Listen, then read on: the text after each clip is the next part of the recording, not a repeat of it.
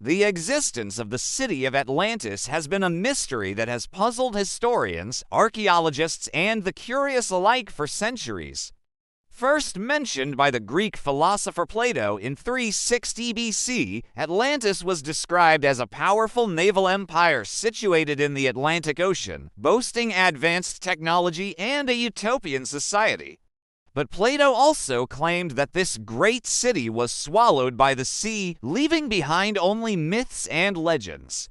Or are there remnants of this lost civilization still waiting to be discovered? In this episode, we read diving deep into the depths of history to explore the possibility that the city of Atlantis may not be just a figment of Plato's imagination, but an actual historical city whose traces still exist somewhere beneath the waves. Before we dive into the details, let's take a moment to discuss the source material we're working with here. The story of Atlantis comes to us from Plato's writings, specifically his two dialogues, Timaeus and Critias. In these dialogues, Plato describes Atlantis as an actual historical place, though some scholars have suggested that Plato may have created Atlantis as a literary device to illustrate his philosophical ideas. Regardless, Plato's description of Atlantis is the primary source we rely on to piece together what this legendary city might have looked like and how it might have functioned. According to Plato, Atlantis was located in the Atlantic Ocean, which in ancient Greek referred to the waters west of the Strait of Gibraltar. He claimed that the island was larger than Libya and Egypt put together and was the home of a powerful naval empire. The Atlanteans were said to be a strong seafaring people who possessed advanced technology and a highly developed culture. They were also said to be just and temperate, living in harmony with each other and with nature. Now let's talk about the downfall of Atlantis. Plato claimed that the Atlanteans became corrupted by their wealth and power, and their empire was eventually destroyed by a massive earthquake followed by a tidal wave. This cataclysmic event supposedly wiped out the city and its people, leaving no trace of their existence except for a few scattered accounts from ancient writers like Plato and Posidonius. Plato wasn't the only ancient writer to mention Atlantis. The Roman philosopher Pliny the Elder also made a brief reference to the island in his Natural History, though his account is much shorter and less detailed than Plato's. However, it's worth noting that neither Plato nor Pliny provided any physical evidence to support their claims about Atlantis, which has led some to question the historical accuracy of their accounts. So, where does that leave us? Well, it's up to us to sift through the available evidence and decide whether or not we believe Plato's story. Some scholars argue that Plato's description of Atlantis is so detailed and consistent that it must be based on at least some kernel of truth. Others argue that Plato was simply a gifted storyteller who was more interested in exploring philosophical ideas than in providing a historically accurate account of a lost civilization. One argument in favor of Atlantis' existence is the fact that Plato provided such vivid and specific details about the city. He described its location, size, population, culture, government, and even its military strength. If Plato was simply making up the story, it seems unlikely that he would have gone to such lengths to create a fully realized account of a fictional place. Another piece of evidence that is often cited in support of Atlantis is the fact that Plato claimed to have obtained his information from a historical source, an account written by the Athenian historian Ctesias. Unfortunately, Ctesias' original work has been lost, so we don't know what information he might have provided about Atlantis. However, later writers such as Plutarch and Diodorus Siculus did cite Ctesias as a source for his account of Atlantis, lending some credibility to Plato's claim. Despite these arguments, many scholars remain skeptical of Atlantis' existence. One major obstacle is the lack of physical evidence. Despite numerous underwater explorations, no archaeological evidence of Atlantis has ever been found.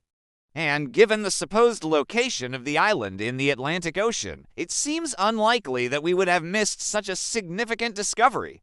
Another argument against the historical accuracy of Atlantis is the fact that Plato's description of the city seems to contain some anachronisms. For example, he described the Atlanteans as having a sophisticated system of canals and waterways, which seems out of place for a civilization that was supposedly located in the Atlantic Ocean.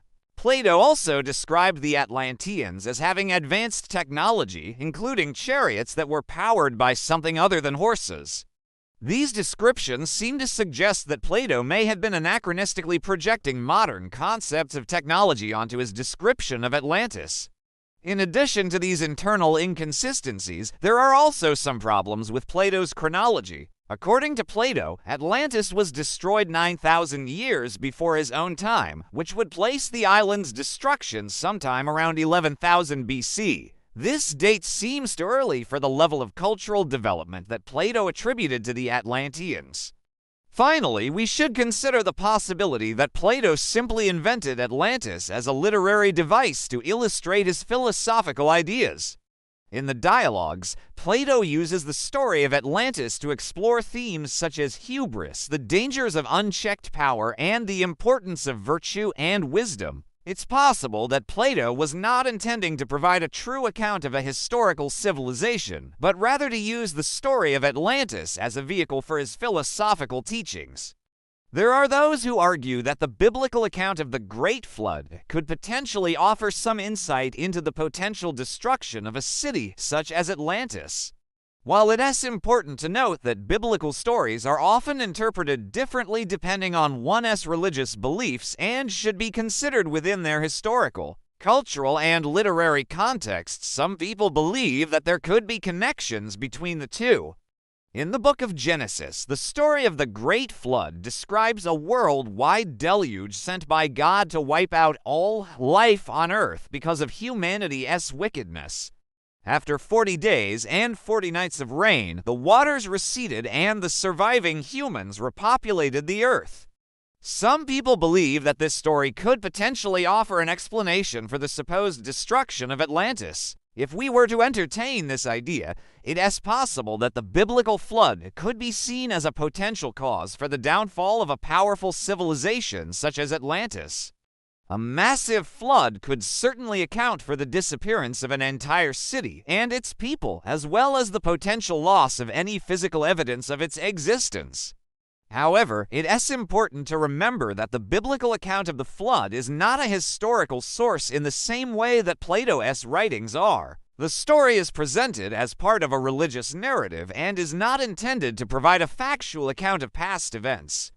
Additionally, the story of the Great Flood appears in many cultures around the world, suggesting that it may have been inspired by real-world events such as a regional flood or a series of floods that occurred over time.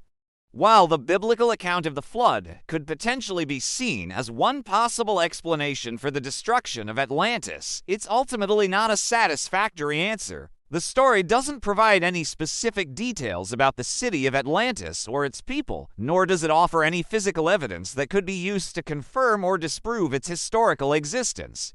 As we continue our exploration of the legend of Atlantis, it's important to keep in mind that the story has captured the human imagination for centuries.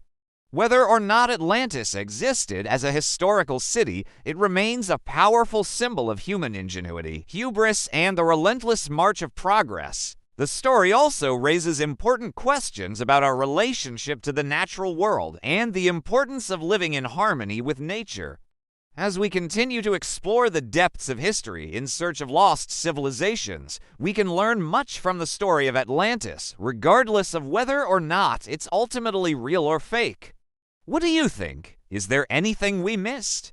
Let us know in the comments below, and while you're there, don't forget to like and subscribe for more videos like this. In the meantime, check out these other videos from our channel. They're pretty great. Thank you for watching.